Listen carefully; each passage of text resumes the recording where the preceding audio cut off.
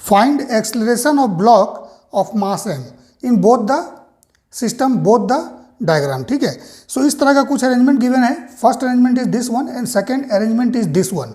दोनों ही केस में आपको ब्लॉक का मास निकालना है। यहाँ पर मास m का निकालना है आपको और यहाँ मास m1 m2 का निकालना है। ठीक है, सो किस तरह से निकालेंगे, देखिए पुली मास सिस्टम है, आप कांस्टेंट रिलेशन यूज करके इसको आगे इक्वेशन ऑफ मोशन लिख के भी बना सकते हैं, बट जब कांस्टेंट रिलेशन लिखिएगा सो वहाँ पर देखिएगा वेरिएबल इक्वेशन से ज़्यादा हो जाएगा। इक्वेशन ऑफ मोशन लिखिएगा देन कांस्टेंट रिलेशन डेवलप कीजिएगा, सो देखिएगा वेरिएबल जो है वो इक्वेशन से ज़्यादा होगा। इक्वेशन बनेगा 3, एक इसके लिए फोर्स का, एक इसके लिए फोर्स का मीन्स मोशन का, और तीसरा जो बनेगा that is for acceleration from the constant relation. ठीक है, सो उस कांस्टेंट रिलेशन में आपका एक वेरिएबल ज़्यादा हो जाएगा इस पुली के लिए, ये वाला जो पुली है। ठीक है, सो मीन्स 4 वेरिएबल होगा और इक्वेशन 3 डेवलप होगा, जिसके कारण वो सॉल्व नहीं हो पाएगा। और ऐसा किस लिए होता है मैं आपको यहाँ बता रहा हूँ, क्योंकि इस तरह का अगर डायग्राम है जहाँ पे एक थ्रेड अगर इस तरह से आपका रिटर्न होकर सेम पुली से कनेक्ट हो रहा है, सो आप जरूर एक बार इस डायग्राम को ध्यान से देखिएगा। ठीक है, कि कहीं यहाँ पर ऐसा कोई पुली है जिसमें फोर्स बैलेंस नहीं हो रहा है। ठीक है, सो देखिए इस पुली में अगर देखा जाए, ठीक है, सो मान लेते हैं ये थ्रेड है, सेम थ्रेड देखिए यहाँ पास ऑन है यहाँ पर और यहाँ पर एक डिफरेंट थ्रेड है। सो इसमें अगर मान लेते हैं कि टेंशन T डेवलप हुआ, सो यहाँ भी टेंशन T हो जाएगा, इस पॉइंट पर भी टेंशन T होगा।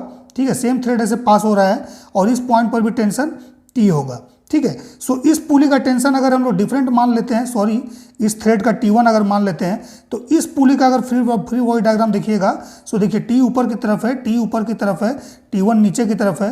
ठीक है, सो इसका फोर्स बैलेंस है, सो हम लोग बोल सकते हैं T1 इक्वल टू 2T। ऐसा किस लिए है, क्योंकि इसमें अगर ऊपर का फोर्स ज़्यादा मानिए या नीचे का फोर्स भी ज़्यादा मानिएगा, सो 2T माइनस T1 लिख सकते हैं, that is mass of this pulley. Let's say this is pulley P2, so mass of pulley P2 into इसका एक्सलेशन जो भी होगा AP2। सो मास क्या है, ये पुली क्या है, यहाँ पर मासलेस है, मासलेस पुली है। सो मासलेस पुली है मतलब पुली का मास 0 है। सो ये m0 हो गया, एक्सलेशन जो भी हो मल्टीप्लाई होकर 0 आएगा, that means 2T equal to T1, ये बैलेंस हो गया। लेकिन जब इस पुली पर आइएगा, सो देखिए इस पुली के लिए T नीचे की तरफ है, T यहाँ पर नीचे की तरफ है, बट यहाँ पर T ऊपर की तरफ है, ये बैलेंस नहीं है। सो इसका इक्वेशन ऑफ मोशन जब लिखेंगे 2T माइनस T, या अगर मान लीजिए ये ऊपर भी जा रहा हो, सो जो भी एक्सलेशन हो ऊपर या नीचे उससे फर्क नहीं पड़ता है यहाँ पर। ठीक है, आपका मर्जी है ऊपर मानिए या नीचे मानिए, मेरा मेन पर्पस है बताना कि यहाँ पर टेंशन जो है उसका वैल्यू क्या होगा। So 2T minus T equal to this is pulley P1। ठीक है, so mass of pulley P1 into acceleration of pulley P1। So again mass of pulley 0 है, both are massless pulley, all are massless pulley. So ये term क्या होगा, 0 होगा, so that means 2T minus T equal to 0। ठीक है, so observe कीजिएगा क्या कोई ऐसा पुली है जो हमें टेंशन 0 दे रहा है। सो यहाँ पर टेंशन का वैल्यू सब में 0 हो गया। सो टेंशन जैसे ही 0 होगा, सो इस ब्लॉक M1 के लिए ऊपर की तरफ फोर्स 0 है और नीचे की तरफ M1G है। सो ये क्या हो गया, फ्री फॉल हो गया, free fall under gravity. Similarly इस M2 के लिए फिर क्या हो जाएगा, T1 का वैल्यू 2T है, सो अगेन T1 का वैल्यू 0 हो जाएगा। सो डैट मीन्स ऊपर की तरफ फोर्स 0 हो गया और नीचे की तरफ क्या हो जाएगा, M1G।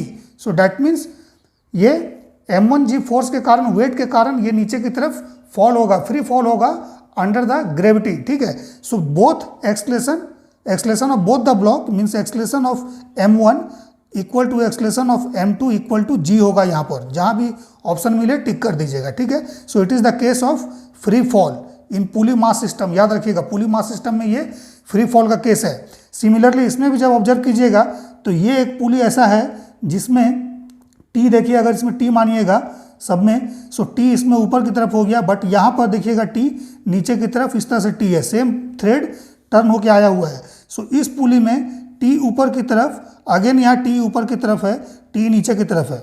तो ऐसा पुली फाइंड कीजिए जिसमें कि इस तरह का केस आ रहा है, बैलेंस नहीं है। सो इस पुली को अगर कुछ भी मान लीजिए, पुली P मान लीजिएगा, so same 2T minus T equal to M mass of pulley into acceleration of pulley जो भी हो। सो मासलेस पुली है, पुली आर मासलेस, ये क्या है, मासलेस पुली का केस है, दिया रहेगा मासलेस। अगर मास दिया रहेगा सो इस प्रॉब्लम को हम लोग सॉल्व कर सकते हैं। याद रखिएगा, अगर इस पुली का मास गिवन होगा तो ये सॉल्व हो सकता है, ठीक है। सो एनीवे, सो यहाँ पर 0 हो गया, सो ये 0 हो गया, that means T equal to 0। So same T equal to 0 हो गया, सो सेम ये ब्लॉक जो है इसमें ऊपर की तरफ फोर्स 0 हो गया और नीचे की तरफ क्या हो जाएगा mg। सो अगेन ये केस क्या हो गया, फ्री फॉल का।